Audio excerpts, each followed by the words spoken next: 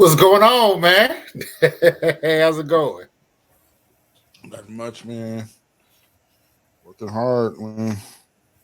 That's what's up, man. Why I look like I'm glowing or something? Like I got that. You did give your life back to Christ.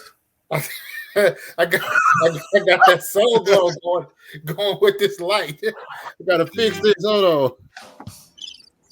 There we go. Don't walk into the light, man. Don't you do it. He's not before this episode. Right. Oh man, nah, not. You Nah, sitting in front of the window? right Is that now. the window? Is that your You said blinds? what? That's your blinds? I'm in the window in one of the rooms in my house, man. That's probably what it is. Yeah, man. Get that soul glow. You said. Welcome to the Black Man's Locker. We are here. We are here. Man. But seriously, welcome to the Black Man's Locker. We got a special episode for you guys today. I am Marlon. Terry's over there. Norris, Tyrese. Gang's all here. Always a We blessing. here. Definitely want to give a happy Father's Day to all the fathers out there. Or early Father's Day. I don't know if I said that. So wonderful, wonderful feeling that we get this special day. I see that look on your face, man. You ready to go? I can see it already, man. You ready? You ready? I'm just here for the ride, fellas. Nah, don't do that. I'm not even drinking. I'm just drinking some regular juice. So That look a little healthy. What you got? What kind of juice is that, man? What you got? this is one of those energy elixirs. Okay, yeah. Don't say the name because they're not paying us. Not paying us, but it's like it boosts your energy, get you Okay, that's what's up, man. sugar free, of course. So Okay. anyway, so All okay, right, fellas. Here we are. I gave the introduction. We're talking about early Father's Day. How you guys feeling? Man, I'm feeling good, man. Today's been a great day, great week, man. I'm excited. Father's Day is coming up, man. It's definitely a great day to enjoy being a black man, being a black father. Amen. I think I agree. the one day we have, that we sometimes still end up on a grill, but but it's a day for us though. So I'm thankful. I'm thankful for that, man. Norris? Well, I'm definitely trying not to end up on a grill. I'm gonna just keep it with that. I had to grill 2 weeks in a row, and so I'm good on grilling for a minute. But I feel good, man. I feel good. It's a great time to be alive. Blessed, family, friends, man. Just it's just a good day. It's a good time to, like I said, be here, man, and just be able to embark on another Father's Day and see what we can come up with, man. I'm excited about it. Marlon? I agree. I agree. I'm probably not going to be on the grill because I think, if I'm not mistaken, my son, my youngest boys are going to be out of town, which is fine. So I'm probably not going to be on the grill. More than likely, I'm probably going to just kind of kick back, and just play some video games or something. I don't know. Okay, what you gonna play? I don't know, man. They just released another season of Street Fighter 6, so got some new characters on there. They finally brought in Bison in, and so we ready. We ready. So is that on PS5? PS5, PS4, Xbox One, and Xbox. Yeah. See, How many systems you got? I got the little Xbox 360. I'm wanting to upgrade, even though I don't really play the games no more. If I can find the old school games, I'm ready. I mean, like we was talking about the other day, I like the old school Galaga, them joints. Damn. You know what I'm saying? I like the old stuff. I ain't into all of these other crazy fighting games. Went back to Atari. Old stuff, man. I ain't with it. Give me the old school stuff, man, and Mike Tyson's Punch Out, stuff like that. Yeah, Okay. that's a little more my speed. Now, I do like Mortal Kombat now. I don't care. Yeah, I get down with Mortal Kombat. I am a Mortal Kombat dude. I got 2 or 3 Mortal Kombats for my 360 that I don't play. Finish move though. Yeah, Can I you need do the something finishing else. I need moves? to upgrade. So, I actually got to send my 360 off. I haven't played in a while, so I tried to turn it on the other day and it wouldn't turn on. So I'm like, and I'm not trying to buy a new one, so I'm gonna send it off to get fixed. So Okay. Brother, sound like I'm definitely trying to stay away from a grill. If I could find one of you brothers to go back on your word and get back on that grill, that's where I'm good, man. I'm good. I'm taking a day off. I used to love to grill when I was younger. When I first moved on my own, I used to love it, man. Any excuse to barbecue. I remember we barbecued like, I swear it was every day for like 2 weeks when I was like 19. It was like we woke up in the morning, man. We'll be eating for breakfast, man. Throw some burgers on. All right, cool. In the morning? Yeah, we was. And then what makes up? Lord, we would start cooking by the time the burgers get done and everything get done. It's like lunchtime. So this is when I was 19, though. This is when I first, started out in the world. Okay. So now I would never do that. Well, like I said, I'm trying to stay away from a grill, but I'd definitely be happy if you brothers hop on it. Today we're going to talk about fathers. The one day of the year we get to celebrate each other. Yes. And fatherhood is such an important thing.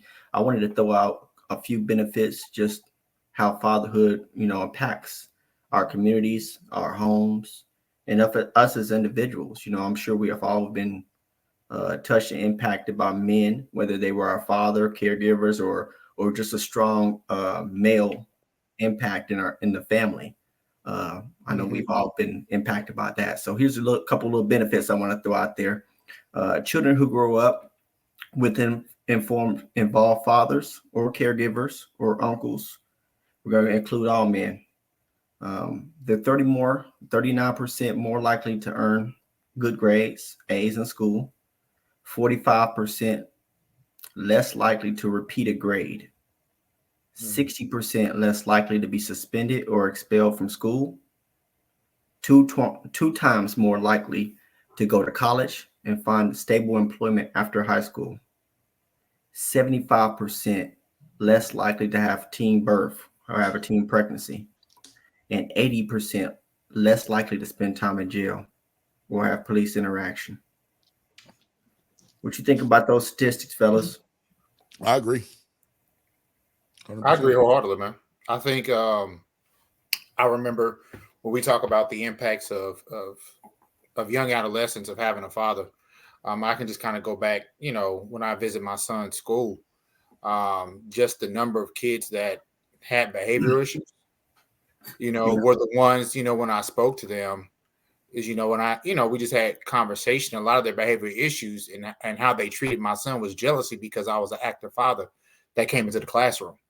So a lot of their anger, was built up because that the father wasn't present for whatever reason that may be. Don't know, can't judge. It could be a legal situation while the father's not there. Or it could be a petty mother.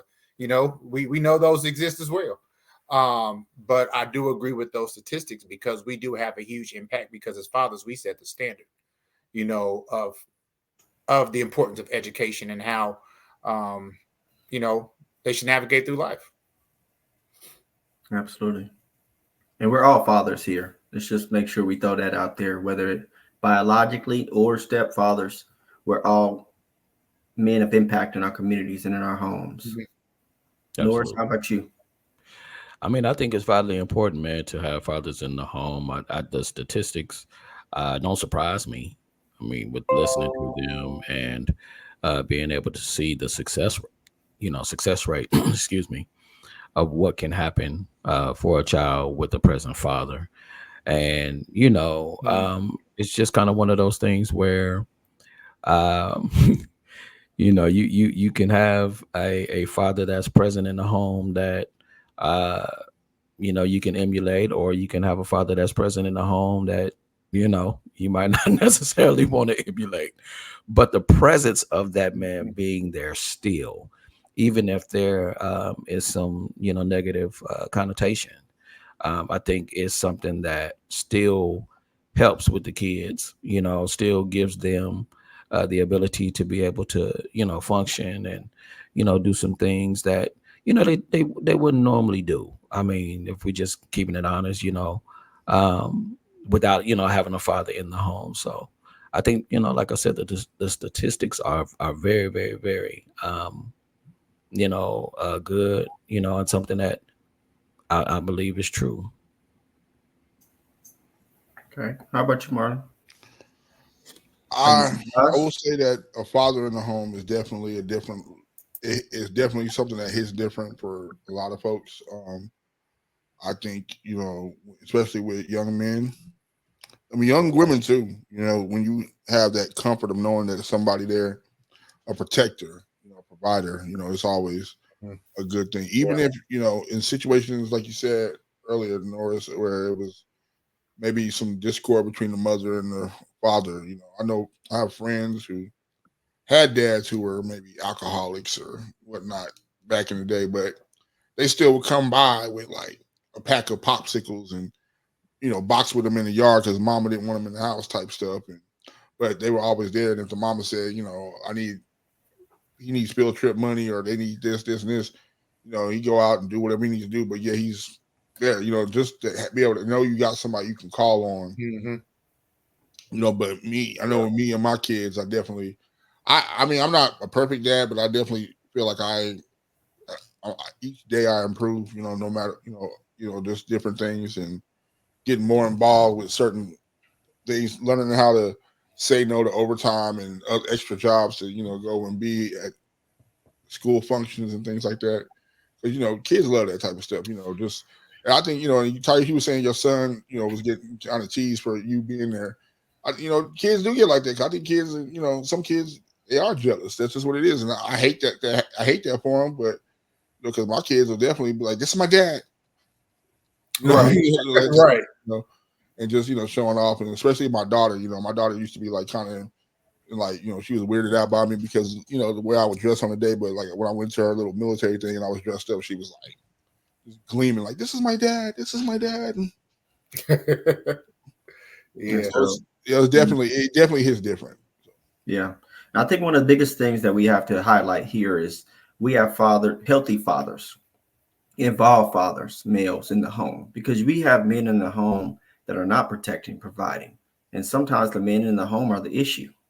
And so having healthy men in the home that are giving guidance to the children, the youth, that unfortunately, it's kind of like a light in the darkness, like what you mentioned, Tyrese. Yeah. When you go around, and Marlon mentioned it as well, is the other kids see that and they want to gravitate towards that. I think I'm gonna cite a couple of disadvantages of growing up without a father as well, but I'm also going to talk about the myths. Some of the, we're all familiar with the media, the television, how even the popular music perpetrates, the idea that Black dads aren't in the home, that they're not involved, and that they're just not good fathers. And so that's definitely one of the things that we want to tackle today, because there's a lot of myths out there. And we want to definitely dispel that stuff, because all of us are great men and have been around our kids, have raised our kids, but that doesn't get highlighted. So some of the disadvantages of growing up without a father: they face greater risk and account for 90% of homeless and runaway youth, 71% of high school dropouts, and 63% of youth suicides. And none of this is a surprise. But we definitely want to highlight the benefits of active Black father in the home, doing the right things and raising kids that go out into the world, become healthy, productive members of society. So one of the things I want to throw out there to you guys, obviously we talked about, we're going to talk about the myths. What are some myths that you've heard about Black men, Black fathers growing up? Oh man, I think I wouldn't say I've heard myths, but when it's media, man. When you look at TV, when you look at television shows, even some of the advertisements that you see about family, like you will see some advertisements, and I'm going to call it for what it is. It'll be the same commercial, same company, but when you see the family, the white family, they have the mother, the father, and the child there. But then when you get to the side of when they show the black family, it's just the mother and the child, as if the father's not even present. And we see a lot of, commercials like that. It's in TV shows, and I think they're wanting, a picture is wanting to be painted that black fathers aren't around. But, Terry, I know you got the numbers. I don't have the numbers, but black fathers are the most involved. Yes. Out of any race. Black fathers are the most involved. So it's crazy how, as involved as we are, the picture that's painted is the total complete opposite. I think, wasn't it like 80%? I remember us looking at that. Yeah. And we talked about that at the conference. Yeah. Let me Google it. That I believe that, we were projected to be 80%, the highest of any, racial demographic, that's out there, which is a testament in itself that the agenda that is being perpetrated on a consistent basis, of black men and black fathers not being able, to be there, or just not being there for whatever reason. I don't want to say, not being able to, but black fathers not being there, I mean, is a total myth, and it's a total sham.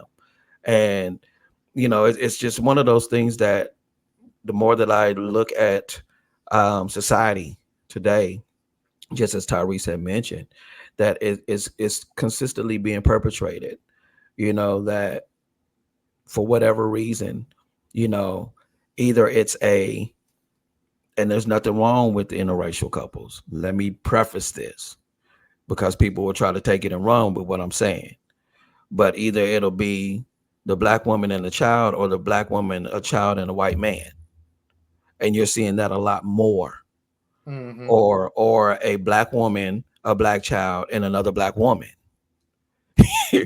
And it's being pushed. That agenda is being pushed, as though black men aren't responsible enough, to be there and take care of their families and, be the heads, of their home, which is, that's a totally false narrative.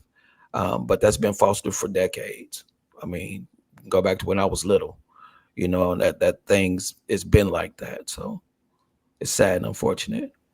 Yeah. Like, I don't have the number, but look. It's a CDC. According to CBS News, look, here it is in front of the camera. Look, so y'all can read. It says that black dads more involved in children's lives than any other groups. Now, this is CBS News. So, with that being said, we are the most involved. And I would say this, though, even without the percentages, we all have been around men who have been involved a while. And one of the studies that were mentioned is the CDC study that was done that shows that black men are the most involved versus their other counterparts. And so we know what it is. And unfortunately, we've all been raised around the media and the agenda that's been pushed, because they don't really want to see an empowered black family. They don't want to show that.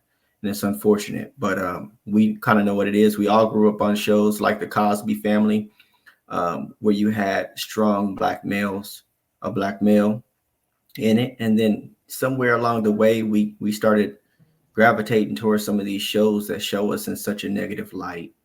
And it's such a sad deal. Yeah, well, oh man, which is an oxymoron in itself. It's not even real. It's not even real.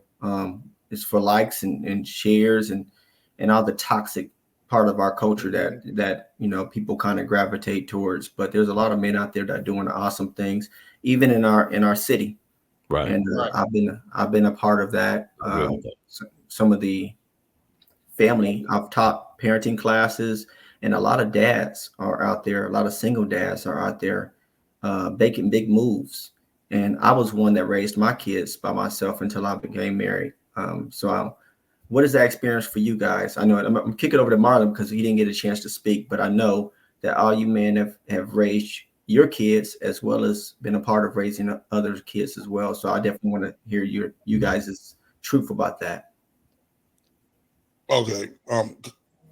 I would say with me, like, like this present day, it's way better. Like back in the day, like with my oldest, it was rough because my I'm not gonna speak ill on her mother, because her mother's no longer with us, but it was a lot of drama. It was a lot of type of kind of like if you don't have anything to offer financially right then it's a no. You know what I'm saying? And and it was like it was a weird kind of like rope a dope battle I had to go through to get my child, to get my oldest in my life. And even with my youngest, with my other children, which I'm thankful for their mothers. Nothing's perfect, but their mothers have actively had me in their lives. Like no matter what, it's like we'll get into it, but it's like we make fuss at each other, but it's like, when you coming to get him? Are you coming to get him today? It's like that. That type of thing, and it's still cool. I will say this: I'm really big on fathers who go through child custody issues. It's important to know your rights and what you have, the things you can do, because I think a lot of men don't know. A lot of men don't know their rights, and especially young men, and sometimes you could be setting yourself up for failure and not even know it. Right. I mean, because society, it's getting better, but there was a point in time where society really felt that men, especially black men, weren't capable of being fathers. Like seriously, like with me, like I literally had to have a contingency plan for my oldest. It was like, okay, they're not going to get rid of me, then my mom, my aunt. When I was perfectly fine. But still, it was like, they might not think that you're. This is my lawyer telling me this. They might not think you are the best pick, or it's weird. It's very weird. It's different now. It's a whole lot different now, because now it's to the point where whoever is the fit parent now is more of that on that level. But I think a lot of young brothers definitely need to know, they understand their rights. I mean, from birth, like from the giddy up, you know your rights, know what you need to do. And I'm actually going to do a series on it. I want to start. I'm doing a lot of research on it. I know I'm kind of delayed on it, but I definitely want to put out a series to the group about that type of things you can do to secure your rights, and if you ever get in that type of situation. But it's very important, black men, that you know what's going on when it comes to your children. Yeah, I feel like we talked about a little bit about that, because I think we've all had. Well, I speak personally. I've had to really fight the system. I have custody of all my kids, and that was one of my things that was important to me, is to have everything that came from me, every seed that came from me be able to guide their destiny and speak into their lives and have a part in guiding them to where they're supposed to be doing and being successful. So that's a big part for me. But there is a remnant of men that really struggle with the system, especially in certain states. There seems to be women seem to be the most sought after idea of what a family unit is supposed to look like, and we all know that not to be true. But it is hell for some men, and I struggled with the system and the loopholes, trying to get. But I put a lot of prayer on it. But there was a lot of struggle and prayer trying to get the image that they had in their head out, and allow them to even hear, it was possible that I could raise these kids and nurture these kids and have that image, because for them, a lot of that's foreign. And so, it's definitely possible. So, well, one of the major reasons why it's changing is because CPS has taken a big hit over the last 10 years. They've called a lot of wrong situations. There's been a lot of incidents where the mother has been chosen, and it's led to either more abuse or worse. Situations where, the mother might call the father out because he might smoke weed, and they test him and he's dirty, and then they want to like throw the ultimate punishment at him. Meanwhile, the child's at home with the mother and her boyfriend getting worse done. You know what I'm saying? And then by the time they realize it's going on, it's too late. And now you got a lawsuit, a legitimate lawsuit, because it's like you could have, put the kid in some type of protective custody till one of the parents got right, or you could have just gave the kid to the dad. Especially if the dad's there. So it's a lot of craziness going on, but it's getting a lot better. A lot of my friends who are going through or went through a situation like this, I'm seeing a lot of men actually stepping up and being able to, navigate the system to where it's not that much of a big deal. You know what I'm saying? So there's a lot of tips and things I can give young men, but it's definitely a situation that's gotten a lot better, but it's still a problem. So you definitely hit on something. Me working in the system the way I did social work for down there 10 years. And so, seeing the ins and outs of that, you are right with there are a lot more lawsuits in there, and it's forcing them to have discussions about what their ideology about what a good family is. And then the reality of some of these households are these kids will be better off placed with the father, but because they have biases that they did not even think about some of that. So that's a sad deal. And I was actually going to echo what was put in the comments. I think this might be your mom, Marlon. Deborah Pittman Lane said that children have died due to bad CPS decisions.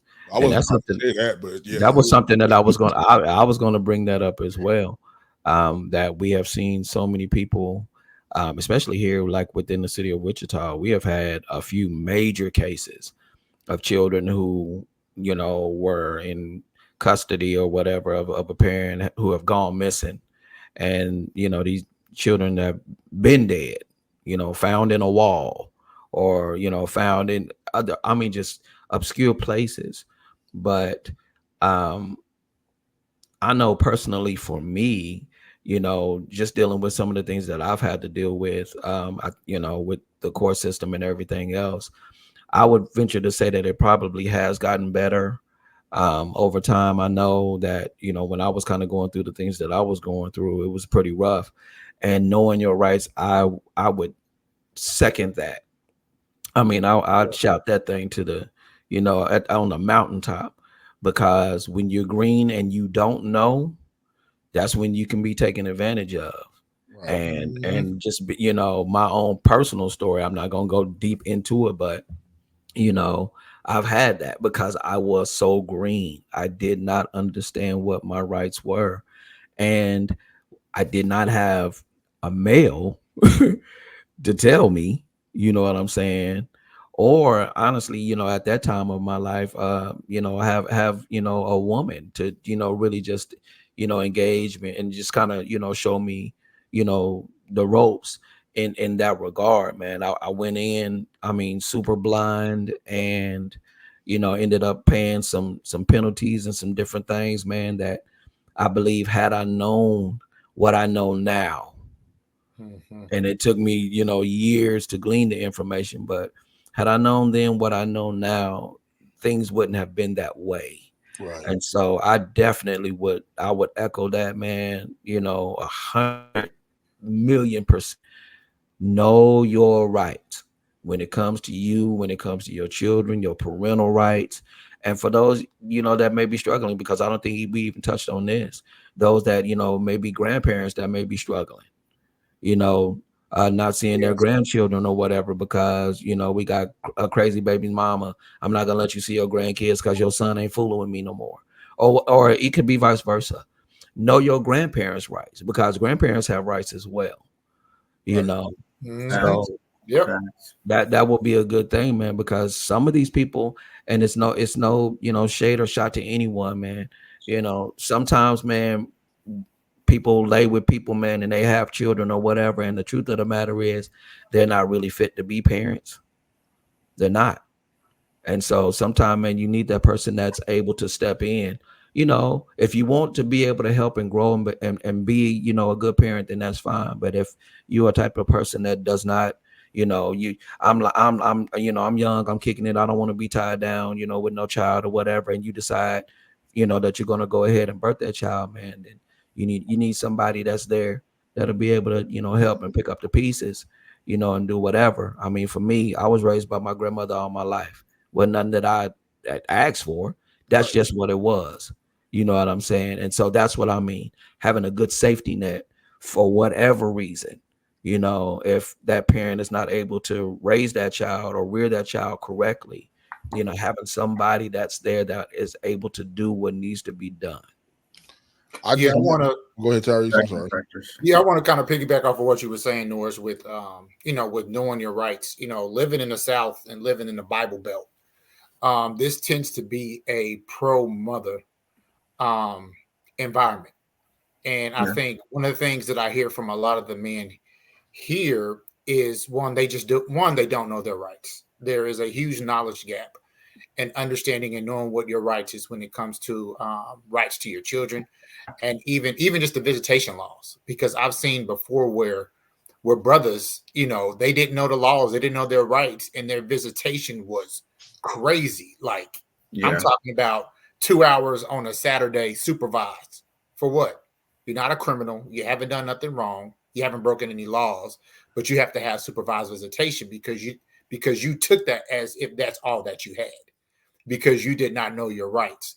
So I think that's one thing in the South that I think a lot of brothers really need to focus on is really, just doing a research. The internet is a great resource, but do your research to understand your rights, but don't fall to that statement. And it's a statement I've heard a lot of my friends even say that the mother said, well, you're not fighting hard enough, to see your children. And my thought is, why should you have to fight in the first place? Man, like that's the worst thing you could even say to a father.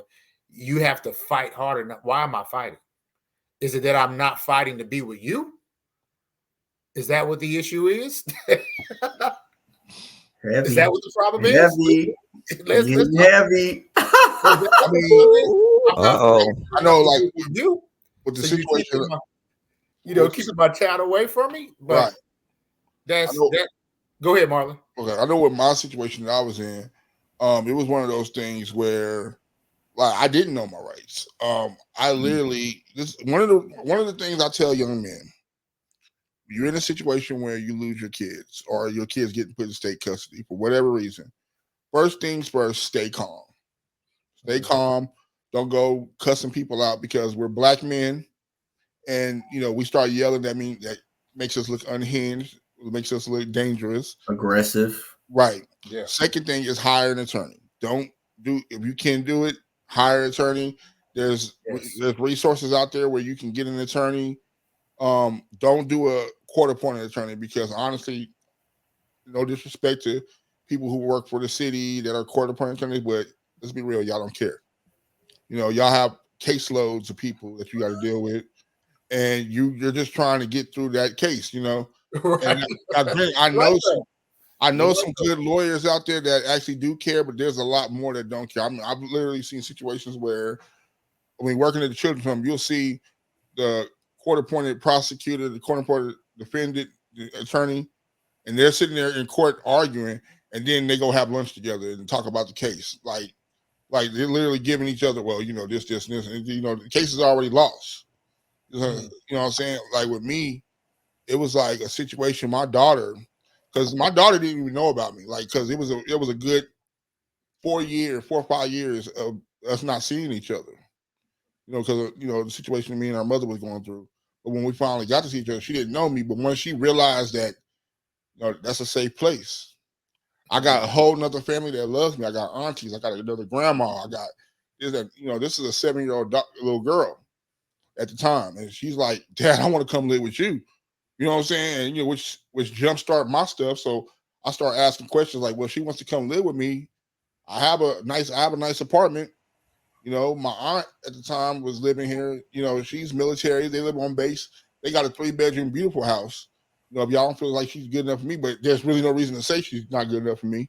And then it got to a point where, they started looking at things, and false accusations started getting made. And, it was really bad. My attorney was like, he was the worst. I ain't gonna lie. He was one of the worst attorneys ever. He was like, I'm thinking, one of the big mistakes he told me was, okay, the mother gets 2 years. She has 2 years to get her stuff together, and then after that, they'll take the kid. What he didn't tell me was we both have that same amount of time. It's not like she gets 2 years, and then when it's my turn, it starts over. You got up to 2 years before at least the state of Kansas is concerned, to get your stuff together before they start pushing foster care or permanency, getting your kids taken away. See, I didn't know that. I'm thinking, okay, well, when her 2 years is up, it's my turn. And then as soon as it was like 6 months from the due date, they were like, well, you only got 6 months left. So, they were actually trying to get me to sign my rights over. They're like, you're young, you got other things going on. And, they even like at the time my second daughter was born. Well, you have another child and you have a chance to do this again. And, she'll be fine. She'll be living with a great family. And, and I was like, absolutely not. This was TFI Family Services. You know what I'm saying? In Manhattan, Kansas. I like to be specific because the TFI Family Services in Wichita at the time, they were good people. They actually did the home review of my house, my apartment, and the lady was like, she pointed out some things. She was like, well, you got some, because she came at a weird time and I was playing some gangster music. I shouldn't have been, but she was like, your music taste is different, but at the same time, this house is clean. This is, you got plenty of food. Your daughter's bedroom is nice. I don't see no reason why she can't be here. But of course, Manhattan, they were trying to put my daughter in a foster situation. It's a lot of dirt. It was a lot of stuff going on that was crazy. I think that you brought up a valid point. I think one of the things that I can attest to being in social work for as many years as I had is you brought up some good points. One of them being that there's good people in different systems, and there's also bad characters in those same type of systems. And so overall, there's an underlying bias for men, but also particularly men of color. They're not seen through the same lens or the level of appropriateness that a mother would, but also just some of the biases and ideas that they have. It has to be corrected. And I think there has to be some cultural competency that has to be taught in some of these agencies. And I think it's just now getting to the point where some of these agencies are starting to have these cultural competency education classes that teach these workers to look past their biases. Because it's a lot of things that have come out in the open. Like a lot of kids are coming and speaking. Like there's a lot of situations where, like, even if you ask my daughter, to this day she doesn't understand why we couldn't got her. She's 24 years old. She's like, what was the point in her going through that? I mean, I remember their main excuse was they wanted to keep all her brothers and sisters together. They ended up separating them because her oldest brother, they moved him out the house, and it's crazy. It was crazy, the whole thing. But there's a lot of things coming out. Like a lot of kids are starting to really speak up. Like they just passed some type of law where I guess Martin. What's up? You're really kind of choppy, brother. I'm not sure if is that the entire feed. Nah, it should be good. Can you hear me now? No, he's clear. He's good and clear. Yeah, it's good over here. Is it? Yeah. Okay. Maybe it's choppy on my end. But they now it's some type of law. I'm not sure exactly what it was, but I guess the kids when they're teenagers they can kind of decide where they want to go. Oh wow! It's something like where. Yep. Yeah, so now it's a lot more open, and they're having those conversations due to some of the things that you're talking about. Right. Is some of those lawsuits and some of that stuff has been brought to light, and so there's a lot more. And I use the term cultural competency just as kind of an umbrella for education about minorities, Black men, Hispanics, our brown brothers, and how our culture is misunderstood, and there's underlying biases that how they deal with us, especially individuals. You know what I'm saying? Because if an individual is in a position of power and they don't believe that, and they believe all these biases and things about a Black man or a Black woman, then they're likely to do a lot of damage. Yeah. And so we're starting to see some things kind of open up. I'm excited though because I got 3 strong Black brothers right here that are going to be celebrating Father's Day, and I've been doing some great things. Oh, yeah. Absolutely. Go ahead and finish what you're saying, Mark. I'm sorry. No, I was just saying that it's like now, like a lot of things that happen. I know in Wichita, well, in Kansas, I believe there was a big shift. So they're like a lot of things are happening. I have a couple of friends that work in the system. They're bringing back a lot of good people. One of my homegirls just got back on her job. She had left her job, but they called her back because she's one of the better workers. And it's a lot. I mean, because let's be real. I'm gonna be honest with y'all. And I had this argument. This ain't really. It's the same kind of type of subject. Someone that asked a question. I think he was a MMA fighter that adopted some black kids. It was a white guy. Mm-hmm. And I made a TikTok about it. And the girl was like, why did all these white people adopt all these black kids? I'm like, simple. Y'all niggas don't want them. Well, that's not true. No, I mean, let me explain before you. That's not true. Not we want our kids. No. I mean, like people. Here's what. Let me explain, Terry. Before I know you, I don't want you. No. What I meant was you triggered me. No, listen. Not we don't want our kids. We want our kids, but it's like when it comes to adoption, a lot of people don't look at it like that. The only time most people look at it is for foster care, which you get a check for. So when you got and there's a lot of black kids who are in foster care. There's a lot of kids, period. There are. There's a lot of black kids who never get adopted. They age out and they get sent to the Job Corps. They get kind of put out on the streets. You know what I'm saying? That type of thing, where they don't know. It's literally like, you're 18 now.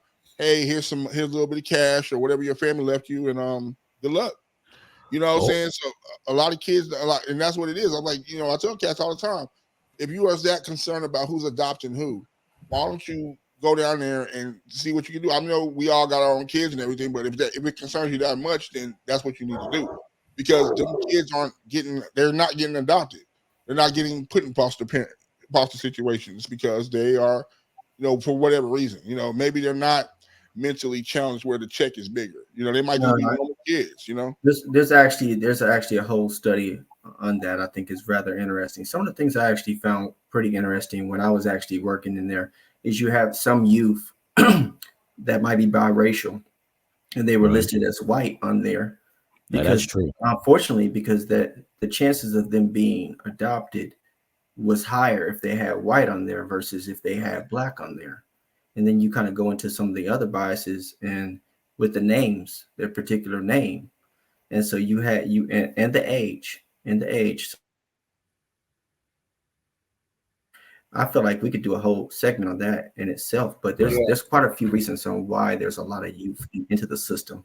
And how the Kansas state of Kansas is kind of handled and botched some of that in general. I could really get into that, but we definitely want to celebrate men who are doing what they're supposed to be doing. Absolutely. So that's what we gonna focus this session on. Let me just throw this in there before we do that, though, because I just want to speak about this just from the standpoint of a reality, in terms of something that I lived through.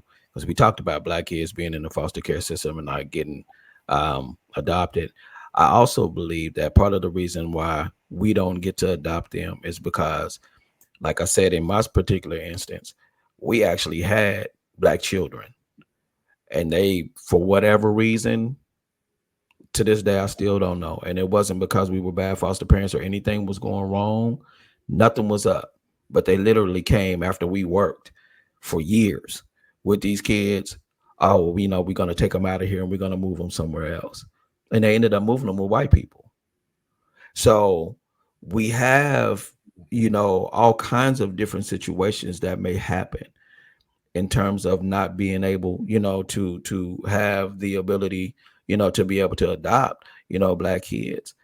I think, let me rephrase that. The ability is there. But when you're dealing with a lot of these kids in the foster care system, you have a lot of people that's in the foster care system, man, that don't know nothing about these kids. For real. They don't have a clue.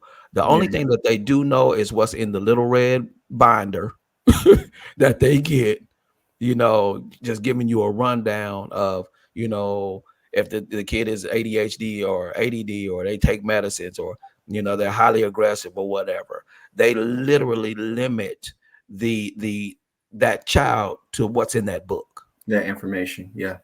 And so I believe that that's another reason why, because once that information gets out to people that want to adopt, you probably, with this child is, highly aggressive and, this, that, and the third, and they take, 8 different medicines for these different, behaviors.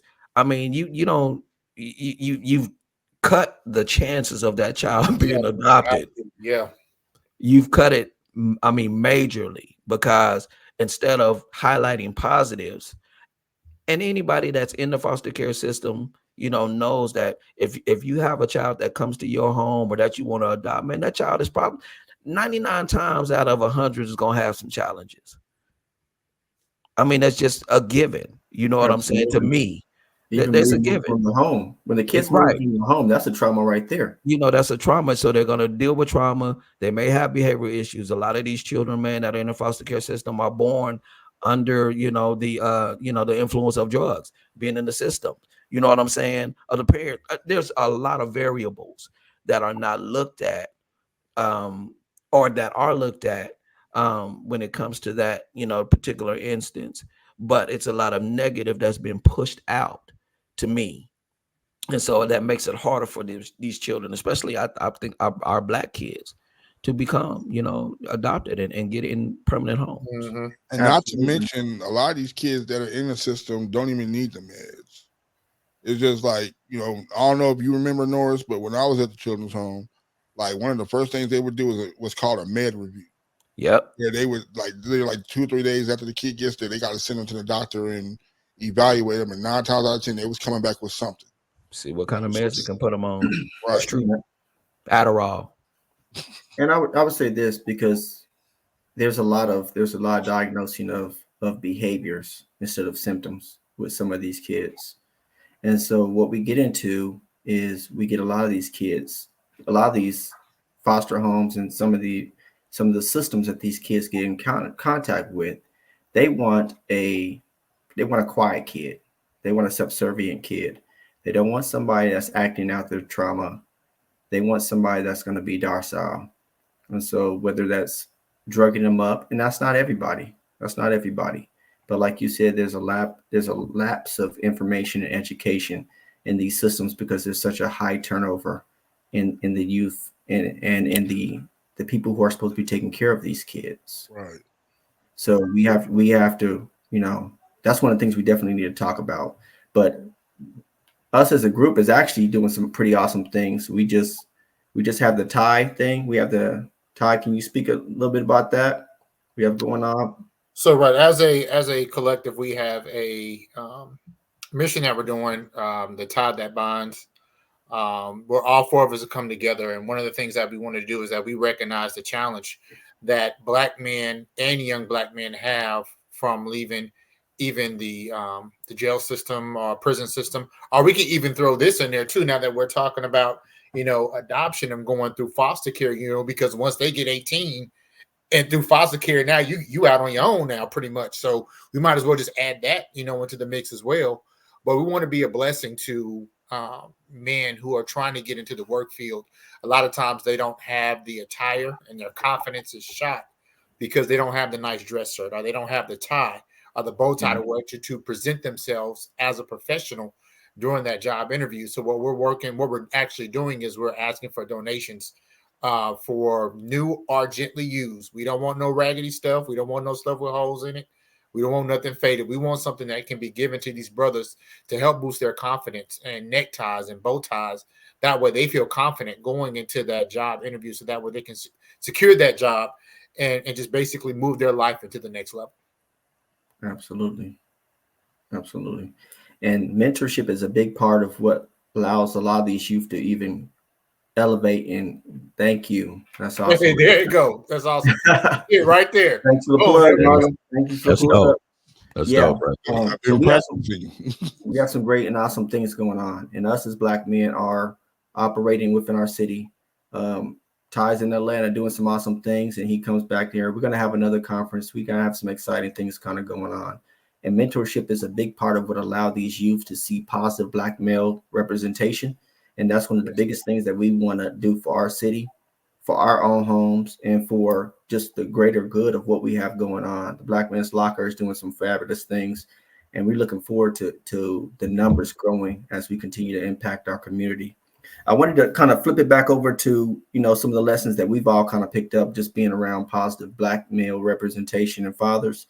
And I wanted to just say, what is the most valuable lesson your dad or positive male in your life has taught you? I'll go first. I got a story with mine though. I got to start with the story though. Your daddy be wildin', Ty. I got to start with the story though. So, hold on, let me tell y'all. It was my 14th birthday. I was turning 14. I remember this. I was turning 14. It was around like maybe 10. You know, I just finished eating breakfast. It was my 14th birthday. I knew it was my birthday. I'm like, yeah, we're gonna have a little party for me today. We're gonna have some fun. I don't know what we're gonna do. We might go to Pizza Hut or something. I don't know what we're gonna do, right? So my dad was like, come on, let's go. I was like, oh, we're going somewhere for my birthday. He's like, yeah, about to take someone for your birthday. I was like, bet. So we riding, and we driving. This is gonna be bad. We pull up to McDonald's. So I'm like, well, where the family at? Ain't there nobody here but me and you. Like, where my mom and my brother, my sister, my grandmothers, and my cousins and all of that. Like, it's just, just me and you here. Like, well, you here to fill out a job application. Wow. Dang, dog, that's messed up. But hold on, but so as a teen, I was like, what? About to do what? So I filled out the job application, and guess what? I got the job on the spot. So I started that Monday working. But here's the thing, though. This is what that taught me, because I was taught at a very young age. I have to give my dad, Gary, a huge round of applause and kudos for this, because he taught me the value of hard work. Like, he taught me what it meant to work. Like, even when I was in between jobs, I would go crazy because I'm not working, because I was built on that a man is supposed to work. A man ain't supposed to be lazy, sit at home, not doing nothing. A father is supposed to work. So I don't know if my pops is watching. If he is, he probably about to comment something crazy, because, like I said, Noise, you know how my pops is. But I definitely want to thank my dad, Gary, for teaching me the value of hard work and what it means to be a working man. I can testify that Tyrese has always had some type of job, because it seemed like whenever we wanted to kick it, dang it, I'd call him, what's up, bro? We going to movies, man. I gotta go to work. I gotta work. Oh, that's wow. That's some low-key shade right there. No, but that's the truth. That's how it was, and man, and even just growing up, just to kind of put another spin on that, when I left Wichita and went to Kansas City for junior college, and I came back, I started working construction with my dad.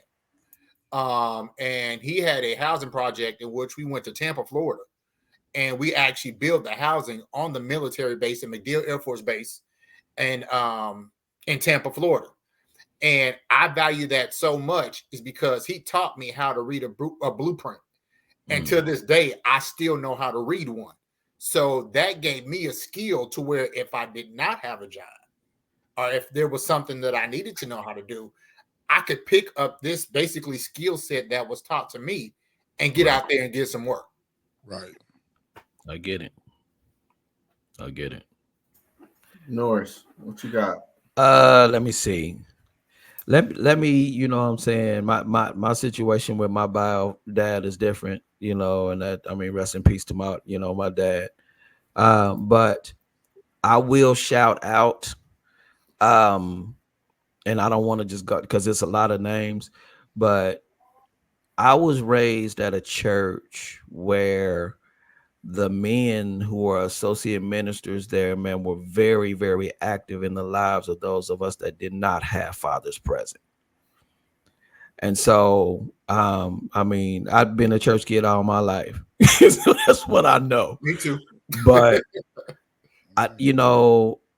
some of them are still living, Raymond Davis Sr., he's still living. Yes. Well, yes. I would, rest in peace, Reverend Calvin Williams. He just passed yesterday, I believe.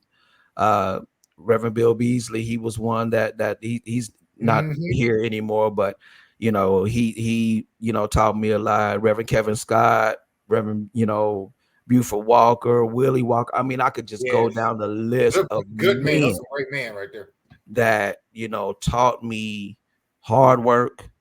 My first job that I actually had was working with Raymond Davis and Bill Beasley. They actually had a cleaning company. And that was my first job, man. I would go to buildings at night and clean with them. Go figure. In my adult life, I would own a cleaning business. Mhm. But that was something that they taught me, hard work, man, the dedication, and customer service skills, man, and being there and doing the things that you needed to do. But on top of that, one of the biggest things that I would say that I learned or that was taught to me, was told to me, and I tell a lot of people this because it was advice that he gave me in regards to marriage, but I find that this advice is very applicable for any type of like situation that you may be going through in life. And my spiritual father, shout out Tommy Kreiner, Elder Tommy Kreiner.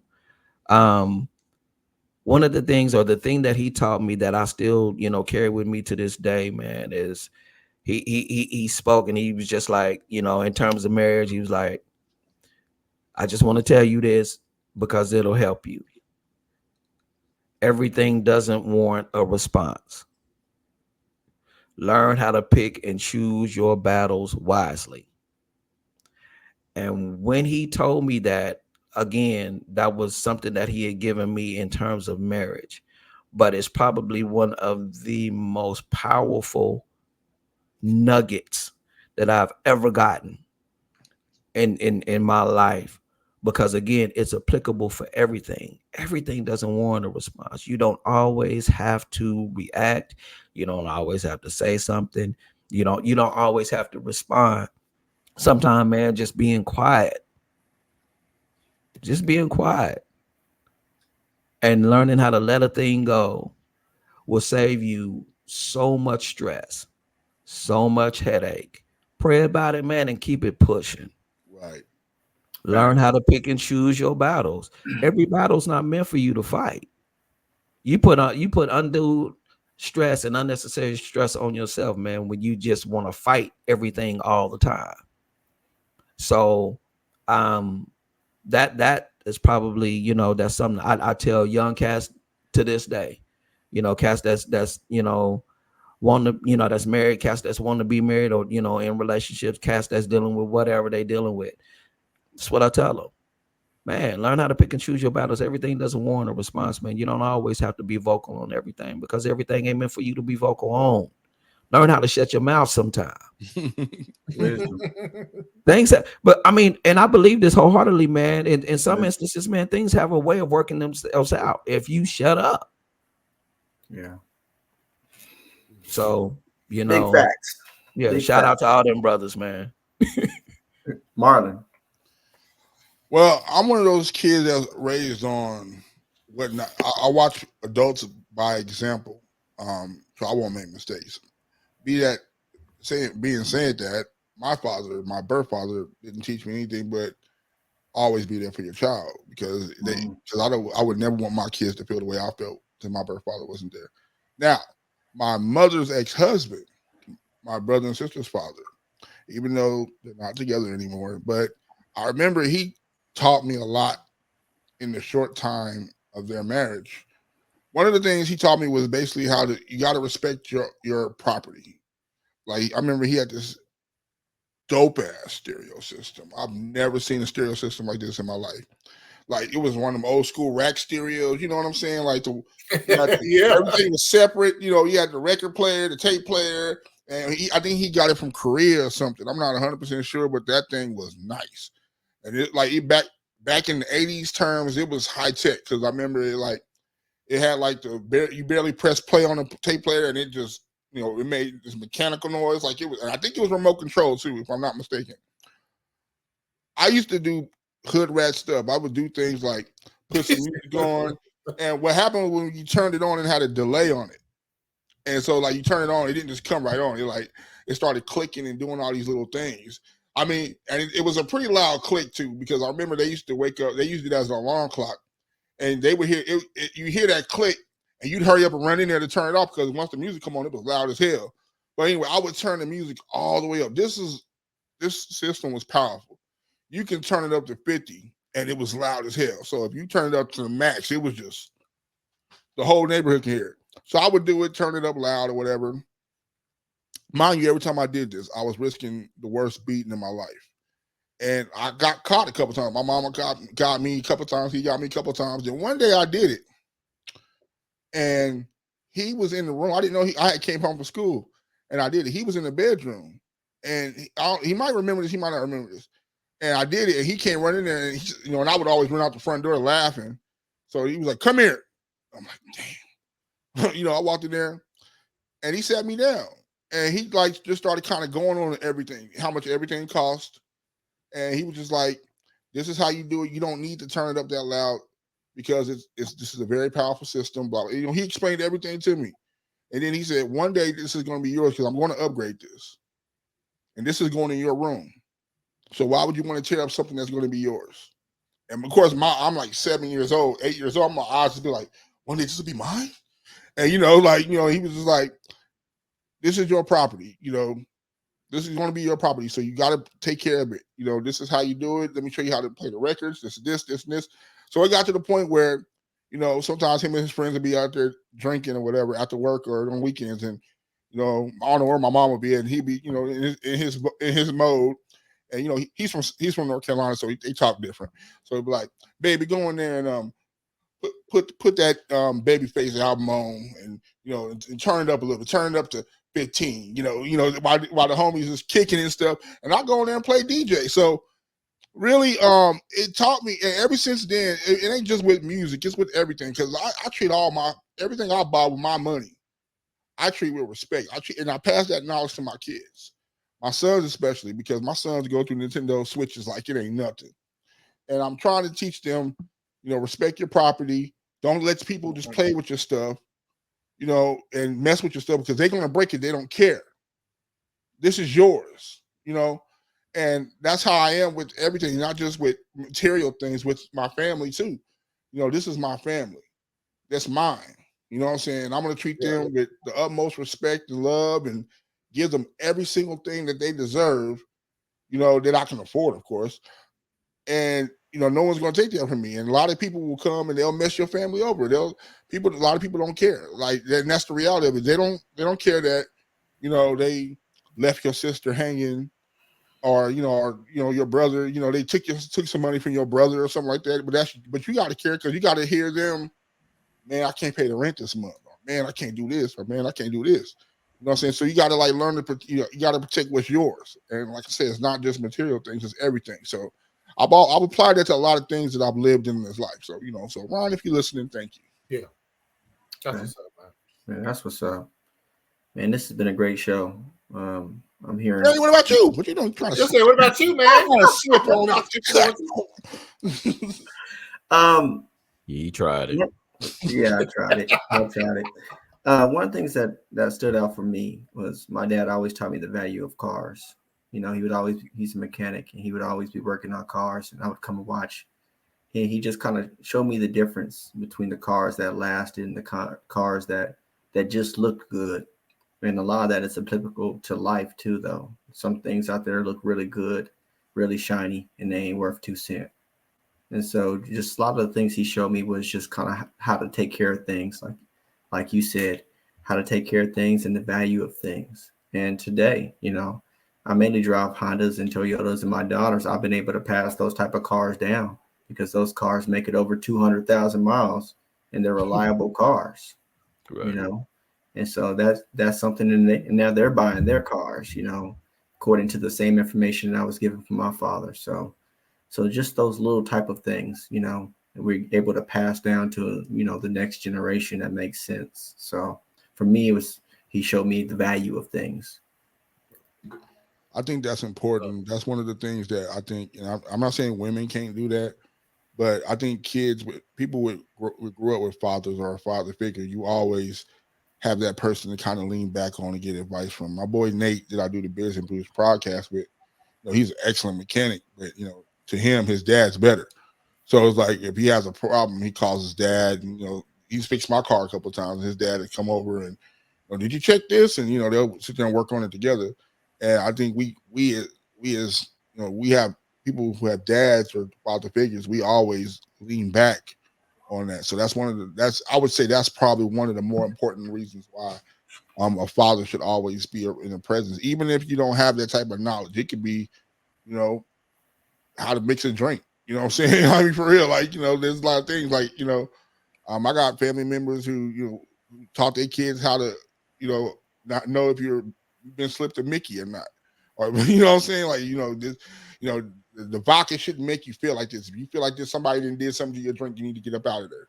I mean, it's simple things that you take that kind of knowledge with you, not just that, but anything, you know, like, and we all end up like kind of like the people we are. You know what I'm saying? I see your dad and you, Tyrese, a lot. You know what I'm saying? And you know, it's one of those things you kind of like carry with you, and it's like very loving. And like I said, I'm not saying women can't do that, but it's one of those things that being a father, you want to pass that to you, because your kids are going to watch you anyway. So, you know, absolutely, kids, and that's something that I hope that our viewers got today is just, if you have a strong man, whether he's the father, stepfather, or some man in your life that's making an impact in these kids' lives. When a man is in position, he changes the atmosphere of the home. He changes the community that he's in. And he shows what a positive representation of a man that has character and integrity is supposed to be. So I'm excited to continue to grow into that type of man for my kids and for my nieces and nephews who are, you know, they're staying with us for a couple months, but they understand that Uncle Terry he takes care of business, and they look to me and they respect him because I'm a man of character and integrity. Right. So shout out to the uncles. You said Uncle Terry. You just remind me. Shout out to the uncles, because my uncles have real talk played super role in my life. So I ain't gonna take that away from them. So let's just put shout out to the uncles. My uncles, my Uncle Don and my Uncle Barry, may he rest in peace, and my Uncle Don rest in peace, and my Uncle Maurice. Yeah. Especially all those big cousins, all that. Men of character. That's awesome. Well, fellas, we had a great show. I'm looking forward to some of the things we have coming up. We also have another plug. I gotta throw this in there. We got nominated. That's it. Go ahead, Tyrese. You do that was it. Like one more thing. Go ahead. So, first of all, thank you to our viewers. We thank you guys for nominating us. We have been nominated for the Blackout ICT Awards. Yeah. That will be in September. Don't know when voting starts. We will definitely let y'all know, but we truly appreciate it. We definitely appreciate all of our viewers. Absolutely. That is amazing. A lot of we're in good company. So absolutely. Which I didn't say nothing, but I actually my cousin got nominated for a couple of them joints. You know, she's a nominee. My cousin was nominated for a realtor one, and then her and her sister are nominated for the new business one. So it's a big up to Tanya and Constance. They are killing it. So I'm telling you, that's why I said, man, might be a lot of my family in that joint. My brother-in-law was nominated for 2. He's also a member of the Black Men's Locker, which is pretty cool. But my brother-in-law, Deontay Hayden, was actually nominated for 2 as well, man. So it's gonna be family all in there. As he should. Well, we got me and Terry, we got cousins in there too. Absolutely. It'll be a family affair. Yeah, Cheryl's in there. She's doing lash techs and different other things. And I think we got one other cousin that's in there, man. So yeah, it's gonna be lit, man. I'm ecstatic, man, and just happy and blessed, man, for to be in the company of these other people, man, that are out here. Mm-hmm. That's grinding and doing their thing too, man. Whether it's pods, whether it's new business, whatever it is, man. Just to be among the nominees, man. Everybody's winners in every category, as far as I'm concerned. Yep. And we actually have one of the nominees who was nominated for 2 awards that's in the chat. Candace Burnett. She's Drink It Up Award and the Actress Award. The Actress Award. Burnett, man, this after party might be lit. I see we all in good company, man. Oh man, I might have to go ahead and call an Uber or something after that. Wow. He wild. I'm trying to get lit that night. All right. Oh man. All right. Any last words, fellas, for our viewers? No last words. Just happy Father's Day, early Father's Day to all the fathers. Hope that they all enjoy this day. And as I say, every Father's Day, women, go easy on the brothers. Let us have this day, please. Thank you. Right. Be looking out for the pod. I think the week after next we'll be having another pod. So be looking out for that, and we'll put out our advertisement for that, man. Y'all come on and support your boys. All right, absolutely. Y'all be good, man. Be blessed. Blessings, everybody. Yeah. Peace. Have a good one.